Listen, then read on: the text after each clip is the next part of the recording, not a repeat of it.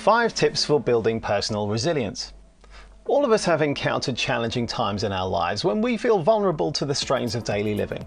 Some of these strains show themselves as a result of big events that happen to us or people we care about. Some of the strain is the cumulative impact of lots of little events that add up to threaten to push you over your tipping point of coping capacity. Both types of negative events, big and small, can have an effect on our well-being.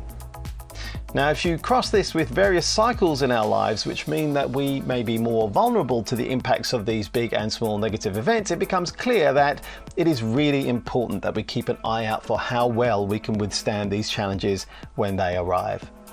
What do we do when we feel under pressure like this? There are many strategies that have been put forward to help build our personal resilience and well-being.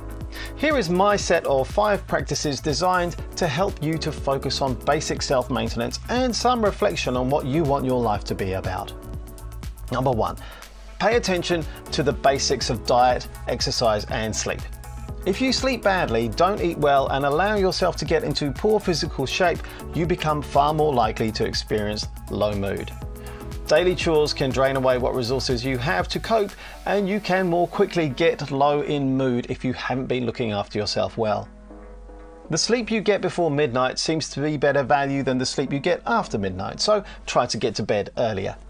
Watch your alcohol intake. Not only are there extra calories in that and heart health and other risks too, it can also affect your sleep quality and how long you sleep for. Trying to control what you eat too little as well as eating too much also carries a risk, potentially making you more irritable, tired and weak, and more likely to rebound into the original eating habits that you were trying to change in the first place. Exercise is good, but make sure you build up gently so as to avoid risk of injury. Number 2, clarify your values and goals. How do you spend your time? One of the major reasons for low mood is a mismatch between what you really value and what you do. How this shows itself in your life can be hard to pin down, but often it is low mood and general dissatisfaction, perhaps even depression. Thinking about your values can sometimes feel self-indulgent, but it is key to our well-being. So write out a personal statement of values and goals. There's plenty out there to help you. It will help you to figure out whether what you're doing in your work and your personal life is in tune with your values. If you find it isn't, then it may help you to work out what sort of changes you may need to make to help you out of the hole you may have found yourself in. There's another video in the link above where I can help you with this. Number 3, put pleasures into life. One of the dangers of modern life is that we see extremes presented to us by the media, for example. We see people who are egotistical and narcissistic in everyday life too, and we steer clear of being identified as being tagged with that label. Sometimes we may oversteer. People can often not value themselves highly enough. We even effectively downgrade ourselves by denying ourselves pleasures. We can tend to put other people's needs first and see ourselves at the back of the queue when we get around to it. The danger is that we never get around to it. Some parents can be like this. They put their children's needs so much above their own that they give themselves no personal time and space at all. Even if you don't think you deserve to enjoy yourself right now, try to make sure you do things you like doing. Putting pleasures into life, not just doing the chores and work because you feel like you don't have the energy for anything else, is a fundamental plank in building a platform of personal resilience.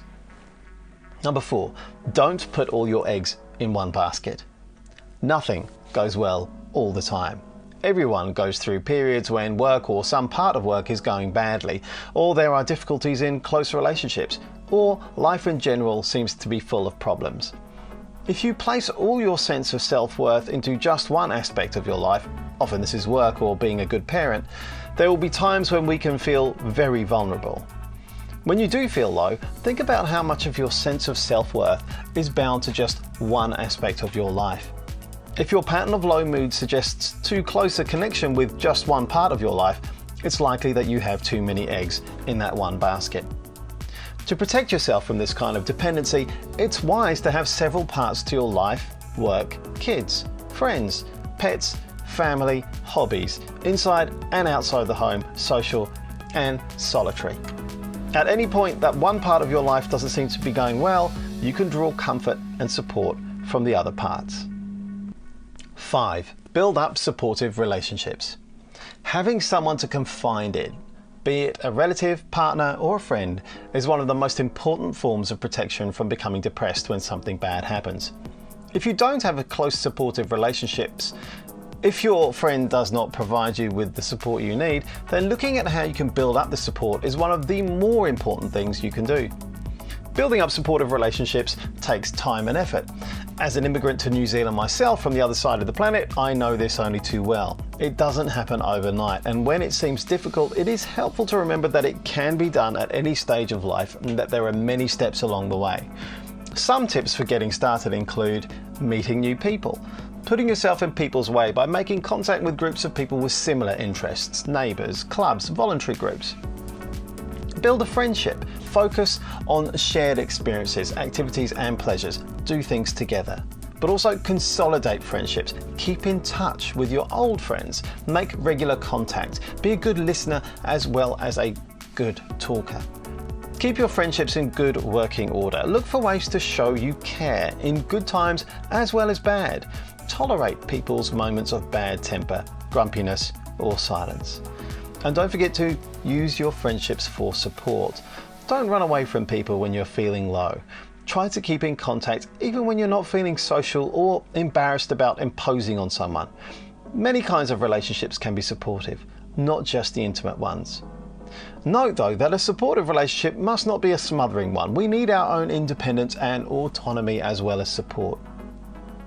When good things happen to us, and when we can focus on practices that improve our self-care, it looks likely that not only do they make us feel better, but they actually result in a boost to our immune system functioning too.